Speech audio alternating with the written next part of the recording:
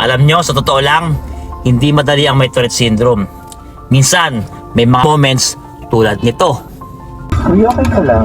Opo, okay lang po. Kuya, wait kasi natatakot ako sa condition mo. Eh, safe naman po kayo. Hindi, bababa na lang ako. Bakit naman po? Hindi kasi parang hindi ka okay Meron po kasi ako, may Tourette syndrome po kasi. Kaya nga, bababa na lang ako. Eh, dyan, wait lang po, gigil lang po. Paano po yung nakaano po kayo eh? Nakasal ko na lang. Pero sa totoo lang, hindi lang puro hamon ang dala ng kondisyon ko. Dahil dito, natutunan kong tumawa.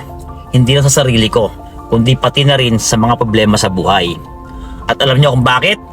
Kasi kung tatawa ka, sigurado mas magaan ang araw mo. Pero, depende sa tawa ha. Baka kasi kung makita ka nila tumatawa mag-isa, baka isipin nila, nasisiraan ka na. Kung ako na may Tourette syndrome ay kinaya kong harapin ang mga hamon ng buhay ng may ngiti, ikaw pa kaya? Hindi naman kasi importante kung anong dala mo sa buhay. Ang mahalaga kung paano mo ito dinadala. Tandaan mo, minsan hindi mo kontrolado ang mga nangyayari sa paligid mo. Pero ikaw pa rin ang bida sa kwento mo. Lahat naman tayo may kanya-kanyang laban.